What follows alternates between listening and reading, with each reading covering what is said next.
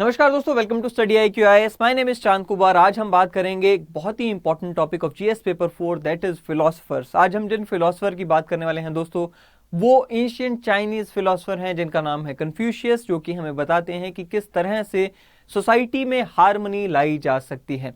आपने normative school of ethics का नाम सुना होगा। उसकी एक बहुत ही इंपॉर्टेंट ब्रांच है जिसे हम कहते हैं वर्च्यू एथिक्स। उसी वर्च्यू एथिक्स ब्रांच से ये ताल्लुकात रखते हैं और हमें बताते हैं कि ह्यूमन कैरेक्टर में कौन सी वर्च्यूज का होना जरूरी है। चलिए शुरुआत करते हैं आज के अपने इस टॉपिक से और बात करते हैं कन्फ्यूशियस की। लेकिन उससे पहले दोस्तों मैं आपको बताना चाहूंगा कि अगर आप यूपीएससी की तैयारी कर रहे हैं तो आज आपके पास एक बहुत ही अच्छी अपॉर्चुनिटी है। हमारी दिवाली सेल आज रात खत्म होने वाली है। उससे पहले आप चाहें तो हमारे life foundation batch, 7th life foundation batch, जो कि इस वर्ष का आखिरी बैच है, उसे ज्वाइन कर सकते हैं at a very discounted price. आपको करना क्या है, हमारी वेबसाइट या फिर हमारी ऐप पे जाना है और चांद लाइव का ये कोड इस्तेमाल करना है दोस्तों, और आप इस बैच को एक नॉमिनल से प्राइस दैट इज 17,499 रुपीज पे आप इसे सब्सक्राइब कर सकते हैं, इसके लिए एनरोल कर सकते हैं। चलिए अब बात करते हैं कन्फ्यूशियस की। देखिए, कन्फ्यूशियस को आप चाइना में मास्टर कोंग के नाम से जानते हैं। अगेन इनका जन्म 551 BCE एंड इनकी डेथ 479 BCE में हुई। इन्होंने केवल पर्सनल मोरालिटी की ही बातें नहीं की, इन्होंने पॉलिटिकल मोरालिटी या फिर गवर्नमेंटल मोरालिटी की भी बात की। साथ ही में इन्होंने कई सारी वर्चूज जैसे कि काइंडनेस, सिंसेरिटी, इन सब, जस्टिस, इन सब पे भी बातचीत की है। इन्होंने कभी भी ये क्लेम नहीं किया दोस्तों कि इन्होंने कभी कोई किताब लिखी हो। इनफैक्ट इनका ऐसा मानना था कि जिस समय में ये आए थे उस समय की सोसाइटी काफी ज्यादा डिग्रेड हो चुकी थी, और इन्होंने कहा कि मैं पुराने जो फिलोसोफर्स हैं केवल उन्हीं की टीचिंग्स को बता रहा हूं ताकि आज की सोसाइटी को पहले की तरह ही एक गोल्डन एरा बनाया जा सके। आज की सोसाइटी यानी कि उस समय की सोसाइटी जब इनका आना हुआ उसे इंप्रूव किया जा सके। लेकिन बाद में इनके जो फॉलोअर्स आते हैं उन्होंने ऐसा कहा कि कन्फ्यूशियस ने 5 क्लासिकल वर्क्स लिखे थे। आपको मैं बता दूं कि कन्फ्यूशियस जो मेनली जाने जाते हैं वो इनकी द्वारा दी गई वर्चूज के लिए जाने जाते हैं, जो कि आज हम डिस्कस भी करने वाले हैं। चलिए अब कन्फ्यूशियनिज्म की बात करते हैं। कन्फ्यूशियस से आई इनकी फिलॉसफी जिसे हम जानते हैं कन्फ्यूशियनिज्म के नाम से। अब कन्फ्यूशियनिज्म की जो फिलॉसफी है, कुछ फिलोसफर्स का ऐसा मानना है या कुछ स्कॉलर्स का ऐसा मानना है कि वो एक रिलीजियस फिलॉसफी है। कुछ फिलोसोफर्स का ऐसा या कुछ स्कॉलर्स का ऐसा मानना है कि ये सेक्युलर ह्यूमनिस्ट बिलीफ सिस्टम है, और कुछ का ऐसा मानना है कि ये एक सोशल कोड ऑफ कंडक्ट है। लेकिन मैं आपको बता दूं कि कन्फ्यूशियस ने ये सारे के सारे पहलुओं को टच किया है। ऐसे में आप इनको किस मर्जी तरीके से अगर आप चाहें डिफाइन कर सकते हैं। चलिए अब बात करते हैं इनकी कोर बिलीफ सिस्टम की। देखिए, कन्फ्यूशनिज्म की जो कोर बिलीफ सिस्टम है, अगर हमने उस कोर बिलीफ सिस्टम को समझ लिया तो ये फिलॉसफी समझना हमारे लिए आसान हो जाएगा। दरअसल कन्फ्यूशन का ऐसा मानना था कि भाई जो ह्यूमन बीइंग है वो इनेटली गुड है, यानी कि ह्यूमन बीइंग अंदर से शुरुआती रूप से अच्छा है। इसे पता है कि सही क्या है और गलत क्या है। सो देखते हैं क्या कहते हैं। कहते हैं जी, human beings were innately good, good being defined as the understanding of what is right and what is wrong and inclined naturally to choose what is right. So इनका कहना है कि ह्यूमन बीइंग क्योंकि इनेटली गुड है, उसे पता है कि राइट क्या है, रॉन्ग क्या है, और ह्यूमन बीइंग इंक्लाइंड रहता है राइट को चूज करने के लिए हमेशा। ऐसे में इन्होंने एक एग्जाम्पल भी दिया। इन्होंने कहा कि मान लीजिए एक यंग चाइल्ड है जो कि कुएं में डूब रहा है, he is drowning in a well. ऐसे में कोई भी ह्यूमन बीइंग हमेशा ये कोशिश करेगा कि उसे बचाया जाए। अगर उसे अपने आप से बचाने की हिम्मत वो रखता है या उसमें है ऐसा पोटेंशियल कि वो अपने आप से उस चाइल्ड को बचाए, तो शायद वो खुद से कुएं में कूद जाएगा या फिर दूसरों को बुलाने के लिए भागेगा कि उस बच्चे को बुलाया जाए। सो ऐसे में उन्होंने कहा कि आप इंस्टिंक्टली यहां पर चूज करते हो कि राइट क्या है, that is to save the child, and उसके लिए आप कोशिश करना शुरू कर देते हो, even if it involves risking your own life and safety. अब उन्होंने कहा कि मान लीजिए कोई व्यक्ति ऐसा नहीं करता है, यानी कि कोई व्यक्ति कोई उस बच्चे को बचाने की कोशिश नहीं करता है, तो ऐसा है उसकी इग्नोरेंस की वजह से। सो ये कहता है कि in case where one did neither of these things, in other words where one chose wrong over right, it was due to the ignorance of what was right owing to lack of moral code or standard of conduct. So basically उन्होंने कहा कि वैसे तो इंसान अच्छे हैं, innately अच्छे हैं, लेकिन अगर हम गलत करते हैं तो ये हमारी इग्नोरेंस है जिसकी वजह से हम गलत कर रहे हैं। हमें पता ही नहीं है कि सही क्या है, गलत क्या है, और हम गलत करते जा रहे हैं बिना ये जाने हुए कि वो गलत है। सो ऐसे में उन्होंने कहा कि अगर उस व्यक्ति को जो कि गलत को चूज कर रहा है उसे एजुकेट किया जाए, उसे बताया जाए कि सही क्या है, गलत क्या है, तो फिर से वो नेचुरली इंक्लाइंड होगा सही रास्ते पर चलने के लिए। सो ये इनकी है कोर फिलॉसफी जिसके बारे में हमने अभी बात की। साथ ही में इन्होंने कंसेप्ट ऑफ त्यान की बात की है। अब कंसेप्ट ऑफ त्यान या हेवन है क्या? Basically he believed in the concept of त्यान, यानी कि हेवन के कंसेप्ट में ये विश्वास रखते थे, और इनका ऐसा मानना था कि source of and sustainer of life जो है वो सारा का सारा कुछ ही हेवन में हमें देखने को मिलता है। इनकी जो इस पूरे कंसेप्ट में जो मेन बात हमें समझनी चाहिए वो हम देख लेते हैं। बेसिकली इनका ऐसा कहना था कि जब भी हम गॉड्स को या देवताओं को के सामने सेक्रीफाइस करते हैं, जैसे कि आप हिंदू धर्म में भी देखते हो कि यज्ञ हवन करते हैं, आप कुछ सेक्रीफाइस करते हैं गॉड के सामने, उस केस में ये कहते हैं कि गॉड को या जिस देवता के सामने आप सेक्रीफाइस कर रहे हो उसे कुछ फर्क नहीं पड़ता है, चेंज आता है आपकी खुद की लाइफ में। चलिए देखते हैं क्या चेंज की इन्होंने बात की। He said that sacrifices made to various gods made no difference to these gods, who were all aspects of Thean, but made a significant difference to the one offering the sacrifice because the belief in higher power, whatever form it took, helped to check one's concept of self-importance, reduced one's ego, and encouraged one to move from self-interest to consider the interest and welfare of others. So basically इन्होंने कहा कि जब आप God के सामने sacrifice करते हो, किसी भी गॉड के सामने सेक्रीफाइस कर रहे हो, तो उससे उस गॉड को बेशक कोई फर्क नहीं पड़ रहा, बट आपकी जिंदगी में एक अच्छा चेंज आ रहा है। आप अपने से ऊपर किसी को मान रहे हो, अपने से हायर पावर में विश्वास रख रहे हो, जिसकी वजह से आपकी ईगो कम होती है, जिसकी वजह से आप दूसरों के भले के लिए, वेलफेयर के लिए सोचते हैं। चलिए दूसरा, अब इनकी वर्च्यूज की बात करते हैं। देखिए इन्होंने ऐसा कहा कि गॉड्स में विश्वास रखने से ही सब कुछ ठीक नहीं हो जाएगा, या यूं कहें कि ईगो को कम कर लेने से सब कुछ ठीक नहीं होगा। ईगो को कम करने के साथ साथ हमें कुछ वर्च्यूज को अपने जीवन में धारण करना चाहिए। कौन सी वर्च्यूज हैं, कौन से कॉन्स्टेंट्स हैं जिन्हें हम अपने जीवन में धारण करना चाहिए, चलिए देख लेते हैं। सबसे पहले इन्होंने बात की रेन की, दैट इज कॉल्ड बेनेवोलेंस। फिर इन्होंने बात की ली की, विच इज कॉल्ड रिचुअल। मैं आपको इनमें से जो भी इंपॉर्टेंट वर्च्यूज हैं उनके ऊपर डिस्कशन करूंगा और आपको समझाऊंगा उनके बारे में। फिर इन्होंने जी की बात की, दैट इज कॉल्ड नॉलेज। फिर जिन की बात की, इंटीग्रिटी। जियाओ की बात की, दैट इज फिलियल पीटी। फिर जोंग की बात की, लॉयलिटी। जी कंटिजेंसी, एंड ई दैट इज राइचियसनेस। अब इनमें से कुछ इंपॉर्टेंट वर्च्यूज को हम यहां पे डिस्कस करने वाले हैं। चलिए बात करते हैं सी से या जी से, that is called knowledge. The virtue of knowledge is basically the virtue of learning, जो कि यहां पर हमने देखा।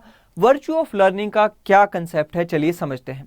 इनका ऐसा मानना था कि virtue of learning is required to avoid the danger of ignorance. कहते हैं जी, as one who is ignorant is in danger of leading a foolish existence and spreading the foolishness to others. इनका ऐसा मानना था the act of learning gives meaning to life. So इनका ऐसा मानना था दोस्तों कि वर्च्यू ऑफ नॉलेज को हमें चुनना चाहिए, अपने जीवन में धारण करना चाहिए। सो बेसिकली इनका ये कहना था कि learning is a life long process. Learning को हमें लर्निंग के रास्ते पर चलना चाहिए। और क्यों चलना है लर्निंग के रास्ते पर? ताकि हम इग्नोरेंस को अवॉइड कर सकें। अगेन वही बात आ गई जो हमने शुरुआत में इनकी कोर फिलॉसफी की बात की थी कि ह्यूमन बीइंग्स राइट और रॉन्ग में डिफरेंस करना जानते हैं। अगर कभी ह्यूमन बीइंग्स रॉन्ग के रास्ते पर चल रहे हैं तो उसका कारण है क्योंकि हमें रॉन्ग और राइट के बीच में जो नॉलेज होनी चाहिए थी, ये गलत है, वो पता ही नहीं है। और वो पता कैसे चलेगा? बाय वर्च्यू ऑफ जी, यानी कि अगर हमें सही रास्ते पर चलना है तो उसके लिए नॉलेज को एक्वायर करना जरूरी है। चलिए, इन्होंने ये भी कहा कि education is not something a man acquires but a lifelong process that impacts and shapes the very being, purpose and existence of the individual. So ऐसा नहीं है कि आपने एजुकेशन सिस्टम में गए और स्कूल या कॉलेज में जाकर आपने एजुकेशन जो एक्वायर की केवल वहीं तक नॉलेज का अंत है। इन्होंने कहा कि जो वर्च्यू ऑफ नॉलेज है वो लाइफ लॉन्ग सिस्टम है, यानी कि आपको सारी उम्र नॉलेज एक्वायर करनी होती है। चलिए, फिर आता है the concept of rain, that is called benevolence. अब देखिए, इनका कंसेप्ट सिंपल सा था। इन्होंने कहा कि जो इनकी जो फिलॉसफी भी है उसमें भी जो कंसेप्ट ऑफ रेन है वो सेंट्रल स्पेस ऑक्यूपाई करता है या सेंट्रल पोजीशन ऑक्यूपाई करता है। इन्होंने कहा कि देखिए, एक सोसाइटी में एक ह्यूमन बीइंग या एक इंडिविजुअल नहीं है। एक इंडिविजुअल दूसरे इंडिविजुअल्स के साथ रहता है। एक इंडिविजुअल को दूसरे इंडिविजुअल्स के साथ साथ नेचर के साथ भी कोएग्जिस्ट करना होता है। अब हम होमोसेपियंस तो हैं, यानी कि हम इंसान तो हैं, लेकिन हम ह्यूमन बीइंग्स हैं। ये कब पता चलता है? ये जब पता लगता है जब हम दूसरे ह्यूमन बीइंग्स के साथ ह्यूमेन वे में कंडक्ट करते हैं, बेनेवोलेंट वे में कंडक्ट करते हैं। सो ह्यूमननेस की इन्होंने बात की है, बेनेवोलेंस की इन्होंने बात की है। इन्होंने कहा कि Reigns is the essence of being human through the relationship between the two humans and being between human and nature. Rain signifies benevolence. इन्होंने कहा कि हम अगर अकेले होते तो हमें बेनेवोलेंस की कोई रिक्वायरमेंट नहीं थी। बेनेवोलेंस अपने आप आनी चाहिए जब हम दूसरे ह्यूमन बीइंग्स के साथ एग्जिस्ट कर रहे हैं। बेनेवोलेंस अपने आप आनी चाहिए जब हम नेचर के साथ एग्जिस्ट करते हैं, और यही बेनेवोलेंस है जो कि हमें ह्यूमन बीइंग बनाती है इंडिविजुअल से। इन्होंने कहा the man of ren is one who desiring to develop himself develop others. So basically रेन को अगर आपने दूसरे टर्म्स में डिफाइन करना हो तो इसे आप अल्ट्रुइज्म भी कह सकते हैं, यानी कि आप दूसरों के लिए काम करते हैं, दूसरों की भलाई के लिए काम करें, इसे इन्होंने रेन कहा। सो इन्होंने कहा कि जो व्यक्ति खुद डेवलप होना चाहता है वो खुद को डेवलप करने के साथ साथ दूसरों को डेवलप करेगा। जब दूसरों को डेवलप करते हो तभी आप खुद डेवलप होते हो। इसको आप कंपेयर कर सकते हैं लीडरशिप की क्वालिटी से भी। जब those who are leaders they make other leaders. अक्सर ये कहा भी जाता है कि those who are leaders are not leaders because they are growing in themselves, they are leaders because they are making new leaders. और वही यहां पर आप बेनेवोलेंस की फिलॉसफी में भी देख सकते हैं।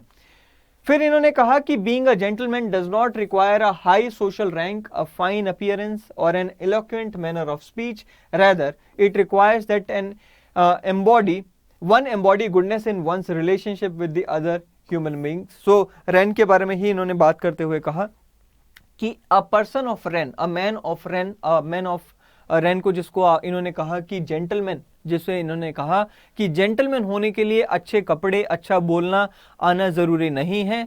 रेन या फिर जेंटलमैन होने के लिए जरूरी क्या है? गुडनेस होना जरूरी है in one's relation with the other human beings, यानी कि आपको दूसरों के प्रति अच्छा होना जरूरी है, दूसरों के प्रति बेनेवोलेंट होना जरूरी है, दूसरों के प्रति रिस्पेक्टफुल होना जरूरी है, हेल्पफुल होना जरूरी है। चलिए, दूसरा इनका जो कंसेप्ट है that is li, that is ritual का, जिसे आप कोड ऑफ कंडक्ट की तरह भी डिफाइन कर सकते हो।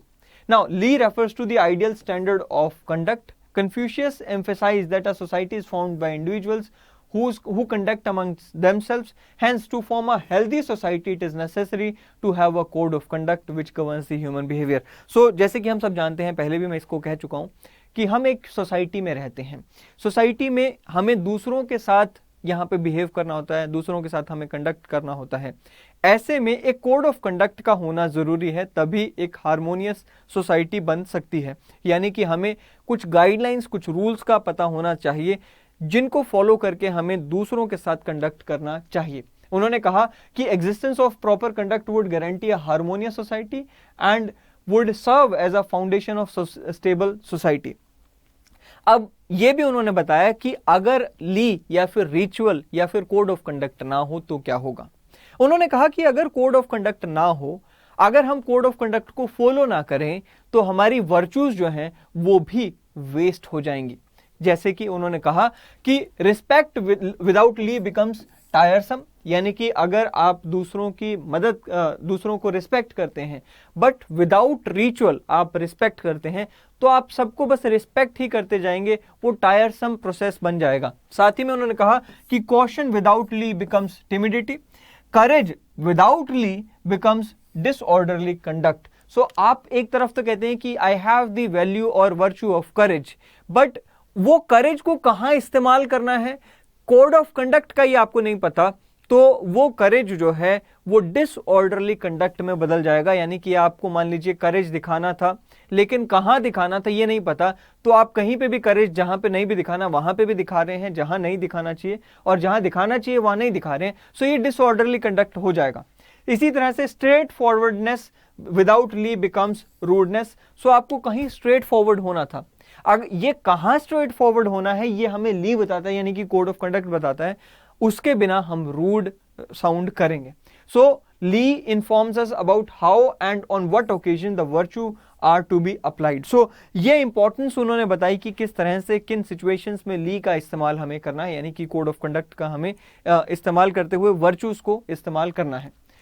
इन्होंने कहा कि Li is the external expression of internal morality. सवाल उठता है कि कोड ऑफ कंडक्ट आता कहां से है? क्या कोड ऑफ कंडक्ट सिर्फ एक बाहरी कोड ऑफ कंडक्ट है या फिर उसके लिए हमें कहीं और से एनर्जी मिलती है? तो इन्होंने कहा कि code of conduct is not external in itself. Code of conduct आता है हमारी मोरालिटी से। कोड ऑफ कंडक्ट जो है वो अंदर से इंस्पायर्ड है।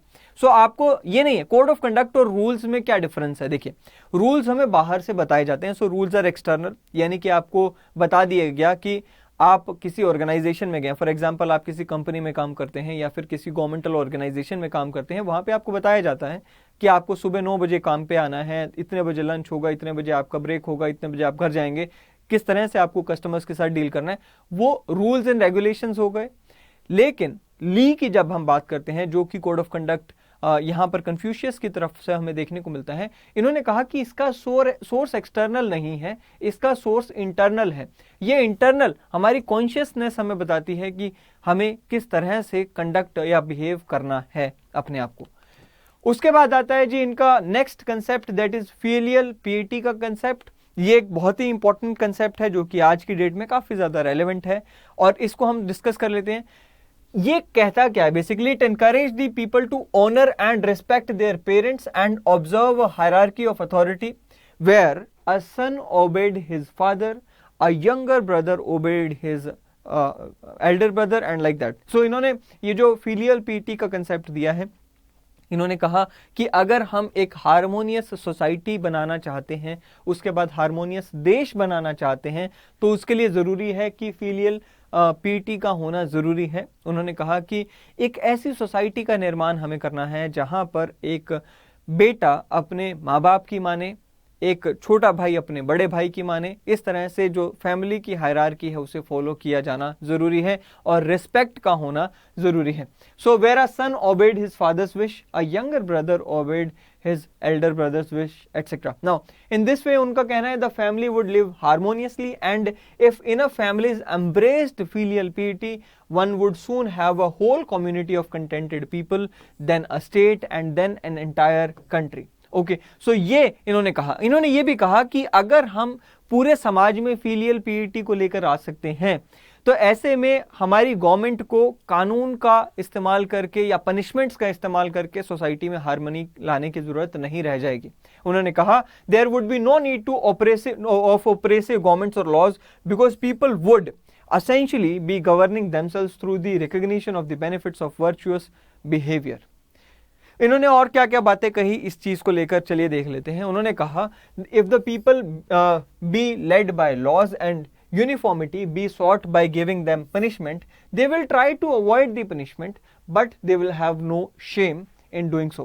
If they be led by the virtue and uniformity sought to be given to them by rules of propriety, then they will have the sense of shame and moreover will become good. So यहां पर इन्होंने बताया कि किस तरह से अगर हम वर्च्यू के सहारे, अगर हम प्रोप्राइटी के सहारे अपनी सोसाइटी को लीड करते हैं, तो इंटरनली उनमें शेम भी आती है कि अगर कोई व्यक्ति वर्चुअस ना होकर वर्चुअस को तोड़ता है या फिर गलत रास्ते पे चलता है, तो इंटरनली यहां पर उसका मैकेनिज्म काम करता है, शेम आती है और साथ ही में वो अच्छा होने की कोशिश करता है।